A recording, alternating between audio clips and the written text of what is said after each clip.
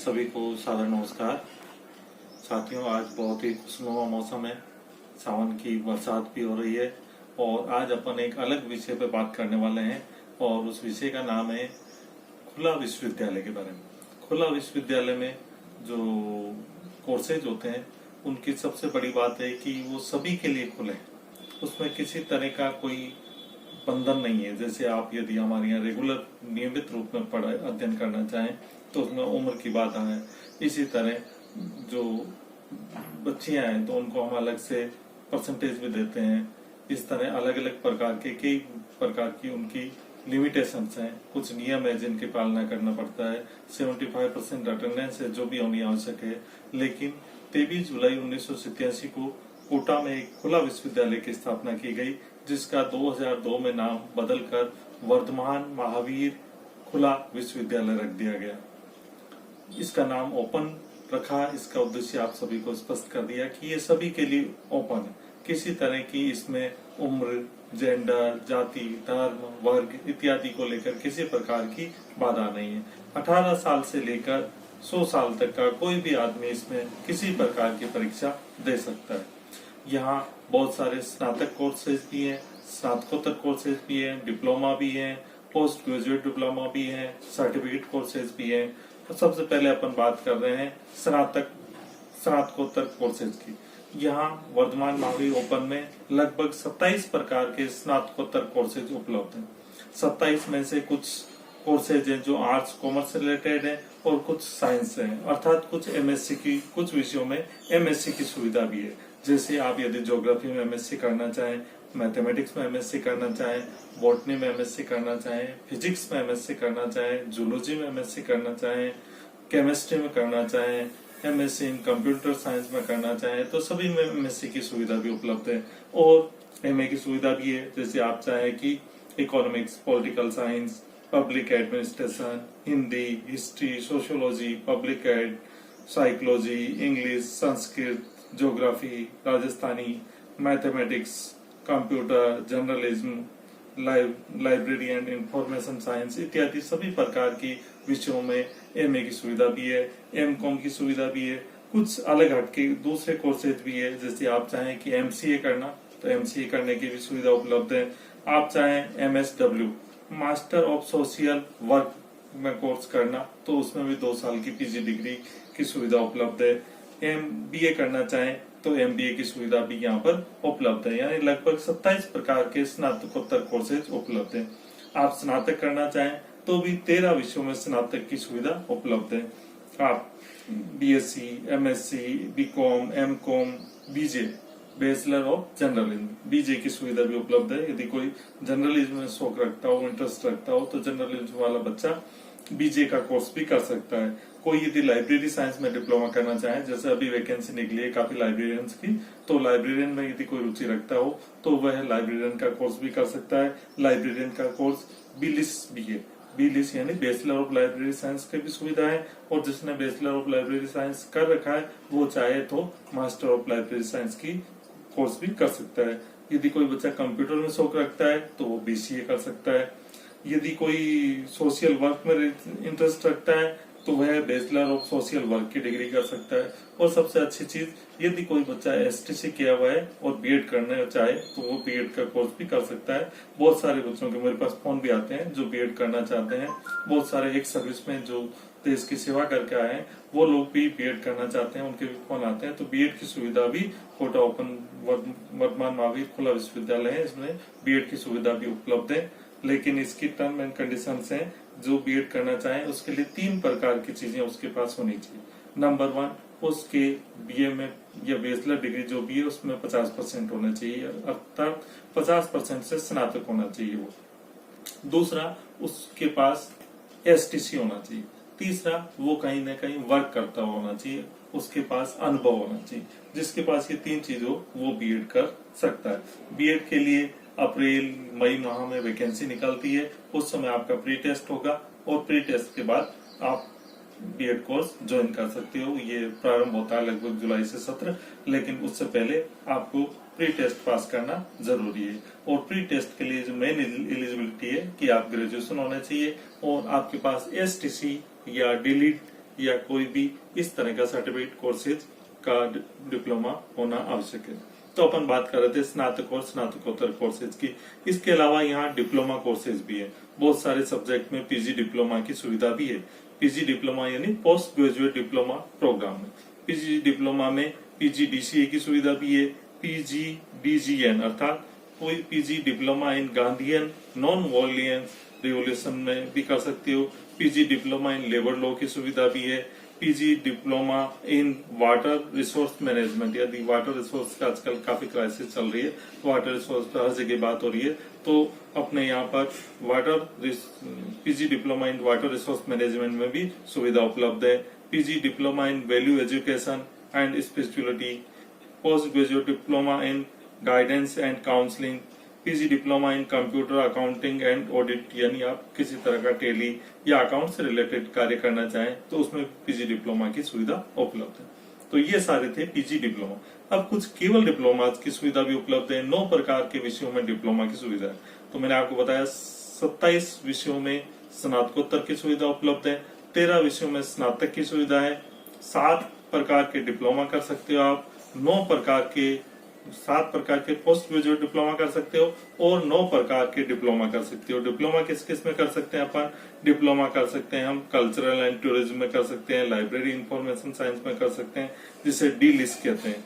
इसी तरह diploma in social problem and in Rajasthan में कर सकते हैं। डिप्लोमा वाटर साइड मैनेजमेंट यानी जो पानी जल है उसके लिए मैनेजमेंट के लिए जो योजना है उसमें कर सकते हैं आप। इसी तरह प्राकृत लैंग्वेज में कर सकते हैं। Diploma in nutrition and health में कर सकते हैं। डिप्लोमा इन जनरल एग्रीकल्चर के बारे में कर सकते हैं आप, क्योंकि एग्रीकल्चर की डिमांड आजकल दिनों दिन बढ़ती जा रही है और हर आदमी स्वस्थ खाना, और विशेष रूप से जो कोरोना काल आया, कोरोना काल में तो एग्रीकल्चर के जो प्रोडक्ट है इसके बारे में बहुत ज्यादा अवेयरनेस बढ़ गई है। तो आप इससे related diploma in general agriculture में भी कर सकते हो। इसी तरह diploma in journalism and mass communication है उसमें भी किया जा सकता है। बहुत सारे प्रकार के अपने यहाँ पे जो वर्तमान महावीर ओपन विश्वविद्यालय है इसमें सर्टिफिकेट कोर्सेज भी उपलब्ध हैं। 18 प्रकार के सर्टिफिकेट कोर्सेज आप कर सकते हो, जिसमें लैंग्वेज से रिलेटेड भी है और नरेगा से रिलेटेड भी है, ह्यूमन राइट से रिलेटेड भी है, फूड एंड न्यूट्रिशन में भी काफी बच्चे डिप्लोमा करते हैं। विशेष रूप से जो नर्सिंग से जुड़े हुए बच्चे हैं उनका फूड एंड न्यूट्रिशन से रिलेटेड काफी बच्चों का डिप्लोमा करने का इंटरेस्ट रहता है, तो जो नर्सिंग से फील्ड से जुड़े हुए हैं वो भी लोग कर सकते हैं। प्राकृत लैंग्वेज वाले भी कर सकते हैं, क्रॉप प्रोटेक्शन भी कर सकते हैं। अभी बहुत नया ट्रेंड चल रहा है और जो काफी यूजफुल भी है और कोरोना काल में भी इस पर काफी जोर दिया जा रहा है, वो है सर्टिफिकेट कोर्स इन योगा। भी करने की काफी डिमांड बढ़ी है, आप लोग भी इसको करके इसका लाभ उठा सकते हैं। इसके अलावा certificate course in teaching of English, certificate course in creative writing in English, इसी तरह certificate course in functional English, इसी प्रकार के काफी ज्योतिष से रिलेटेड कोर्सेज भी हैं, उनमें भी आप सर्टिफिकेट का कोर्सेज कर सकते हो। एक बहुत ज्यादा डिमांड रहती है और बहुत ज्यादा व्यक्ति रहते हैं, वो रहते हैं एडिशनल करने वाले और पीजी करने वाले। बहुत सारे जो हमारे अध्यापक बंधु हैं, वो अध्यापक बंधु जैसे मान लो 3rd ग्रेड में सर्विस कर रहे हैं, वो 2nd ग्रेड में आना चाहें तो उसके लिए वो एडिशनल की कर सकते हैं और एडिशनल काफी लोग करते भी हैं, तो एडिशनल की सुविधा भी है। लेकिन एडिशनल करते समय ये ध्यान रखना है कि जैसे कोई बीकॉम का स्टूडेंट है और वो चाहे कि आर्ट्स के सब्जेक्ट में एडिशनल करना चाहे, तो इस तरह अलग अलग स्ट्रीम में एडिशनल आप करने की सुविधा नहीं है। तो आप जिस स्ट्रीम के हैं उसी स्ट्रीम में आप एडिशनल कर सकते हैं। लेकिन आप पीजी करना चाहें तो पीजी चाहे जिस स्ट्रीम में किया जा सकता है। जैसे कोई बच्चा फिजिक्स का है, उसने बीएससी किया है और वो अब चाहे कि मैं हिस्ट्री में एमए करना चाहे तो हिस्ट्री में एमए कर सकता है, वो पॉलिटिकल साइंस में एमए कर सकता है, ज्योग्राफी में एमए कर सकता है, एमएससी कर सकता है। उसको पीजी में वो अपना स्ट्रीम चेंज कर सकता है, लेकिन एडिशनल में स्ट्रीम चेंज करना चाहे तो इस प्रकार की सुविधा उपलब्ध नहीं है। लेकिन एडिशनल हर कोई व्यक्ति भी कर सकता है। जैसे किसी के मान लो बीएससी किया है, उसने बीएससी बायोलॉजी से किया है और वो मैथमेटिक्स में करना चाहे तो मैथमेटिक्स में कर सकता है। किसी बच्चे की यदि इंग्लिश नहीं थी बीए में और उसके 3 सब्जेक्ट हिस्ट्री, पॉलिटिकल, सोशियोलॉजी थे और वो अब आगे 2nd ग्रेड के लिए इंग्लिश में जाना चाहे तो इंग्लिश में एडिशनल कर सकता है। वो 2nd ग्रेड में उसके मान लीजिए हिस्ट्री, पॉलिटिकल, सोशियोलॉजी थे और वो मैथ्स में टीचर बनना चाहे 2nd ग्रेड तो वो मैथ्स में एडिशनल कर सकता है। और इसी प्रकार यदि वो 2nd ग्रेड में और फर्स्ट ग्रेड में जाना चाहे तो फर्स्ट ग्रेड में जाने के लिए वो इंग्लिश में एमए कर सकता है, हिस्ट्री में एमए कर सकता है, पॉलिटिकल साइंस में एमए कर सकता है, वो एमएससी कर सकता है। इसी प्रकार की सारी सुविधाएं उपलब्ध हैं। अब ज्यादातर बच्चों के और फोन आते हैं कि यदि हम ये जो इसकी है प्रोसेस क्या है, इसकी साल में 2 बार प्रोसेस है, साल में 2 बार फॉर्म भरे जाते हैं। एक दिसंबर के आसपास फॉर्म भरे जाते हैं, दूसरे जुलाई के आसपास फॉर्म भरे जाते हैं। कई बार सेशन थोड़ा आगे खिसक जाता है, कई बार पीछे खिसक जाता है। जैसे इस बार कोरोना काल चल रहा है तो इसके कारण सेशन आगे खिसक गया और अभी आप जुलाई तक फॉर्म भरने की सुविधा उपलब्ध है। तो साल में 2 बार इसके फॉर्म भरे जाते हैं। लमसम इसका एरिया जनवरी रहता है और एक इधर जुलाई रहता है। ठीक जब 2 बार फॉर्म भरे जाते हैं तो इनके एग्जाम भी 2 बार होते हैं। एक बार दिसंबर में एग्जाम शुरू होते हैं जो लगभग जनवरी एंड फरवरी स्टार्ट तक चलते हैं। दूसरे एग्जाम है जो जून में स्टार्ट होते हैं और लगभग जुलाई एंड तक चलते हैं। तो साल में 2 बार फॉर्म भरे जाते हैं, साल में 2 बार ही एग्जाम होते हैं। अब फॉर्म भर लेते हो आप, फॉर्म भरने की सुविधा सारी की सारी ऑनलाइन है। किसी प्रकार के ऑफलाइन फॉर्म भरने की आवश्यकता नहीं है आपको। सारे के सारा फॉर्म आप ऑनलाइन भर सकते हो, किसी भी ई मित्र पर जाके भर सकते हो। आप अपने घर बैठे भी यदि आपके पास नेट है तो उसके द्वारा भी आप अपना लैपटॉप पे फॉर्म भर सकते हो, अपने मोबाइल पे फॉर्म भर सकते हो। एक यहाँ पे क्वेश्चन पैदा होता है कि क्या फॉर्म तो भर दिया हमने, तो क्या इसकी हमें हार्ड कॉपी जमा करानी है? तो आपको किसी प्रकार की कोई हार्ड कॉपी जमा नहीं करानी है, लेकिन आप जो भी कोर्स करना चाहें उसकी सभी कॉपियां वहां स्कैन करा दें, जो भी एलिजिबिलिटी है। जैसे आप पीजी करना चाह रहे हैं, स्नातकोत्तर करना चाह रहे हैं, तो आप स्नातक की मार्कशीट अवश्य वहां स्कैन करा दें। इसी प्रकार आप यदि ग्रेजुएशन कोर्स करना चाहें तो आप 10th और 12th के मार्कशीट स्कैन कराएं।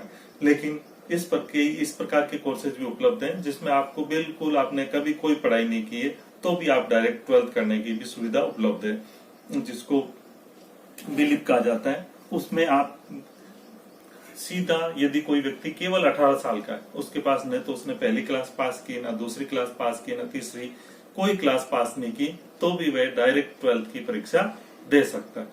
12th की डायरेक्ट परीक्षा देने के लिए उसको केवल एक ही चीज स्कैन करानी है और वो चीज करानी है उसके date of birth. Date of birth का सर्टिफिकेट। डेट ऑफ बर्थ का सर्टिफिकेट का मतलब है कि वो कम से कम बच्चा 18 साल का होना चाहिए। जो आदमी 18 साल का है वो डायरेक्ट 12th पास कर सकता है। और अभी बहुत सारे सरपंचों के जब इलेक्शन हुए थे तब भी काफी लोगों ने इसको पास करके और सरपंच में भी खड़े हुए थे, क्योंकि उस समय मिनिमम जो एलिजिबिलिटी थी सरपंच की उसके लिए कर दिया था 8वीं पास, तो वो बच्चा डायरेक्ट 12वीं पास करके इस तरह का एग्जाम। और वर्तमान समय में हम देखें तो बहुत सारे वैकेंसीज में भी 12th कर दिया है। जैसे पहले कांस्टेबल की परीक्षा के लिए 10th पास होना मांगते थे, उसकी जगह हम 12th पास मांग दिया। इसी तरह आंगनवाड़ी है, पटवारी है इत्यादि बहुत सारे एग्जाम है जिनमें 12th पास मांगते हैं। तो इस तरह के कोर्स में जो बीएपी का कोर्स है, उस बीएपी के कोर्स के द्वारा आप डायरेक्ट 12th पास कर सकते हो। और 12th पास के बाद में यदि आपने 10+2 वाला सिस्टम से कर रखी है तो आगे की परीक्षाएं भी पास कर सकते हो। और कोटा ओपन से आप ग्रेजुएशन भी कर सकते हो, पोस्ट ग्रेजुएशन भी कर सकते हो। अब आपने फॉर्म भर दिया, फॉर्म भरने के बाद में दूसरा महत्वपूर्ण जो कार्य होता है वो है असाइनमेंट का। असाइनमेंट यानी गृह कार्य। गृह कार्य आप करोगे उसके आपको लगभग 30% नंबर का होता है। यदि आपके 100 नंबर की परीक्षाएं हैं तो उसमें 30% जो वेटेज है वो होमवर्क का रहता है, असाइनमेंट का रहता है। असाइनमेंट के लिए आपको क्वेश्चन जो आपका स्टूडेंट वन व्यू एक साइट होती है, उस स्टूडेंट वन व्यू साइट से क्वेश्चन लेने होते हैं और उसके बाद में उसके आंसर लिख के और वापस जमा कराने होते हैं। उसमें आपको 30% में से मार्क्स मिलते हैं। और इसमें एक और बहुत ही अच्छी सुविधा दे रखी है, वो दे रखी है स्टूडेंट वन व्यू।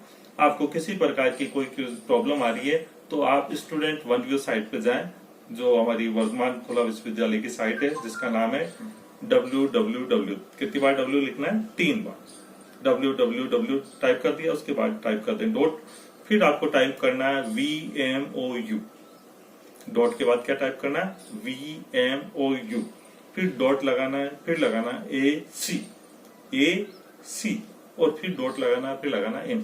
उस साइट में जाएंगे तो एक आगे साइट खुलेगी जिससे कहते हैं student one view. Student one view पे आपको तमाम प्रकार की सुविधाएं उपलब्ध है, जैसे कि आपको असाइनमेंट किस प्रकार बनाने हैं, आपको असाइनमेंट कहाँ जमा कराने हैं। यदि पुराने क्वेश्चन पेपर आप देखना चाहें तो वहां पर क्वेश्चन बैंक की सुविधा भी है।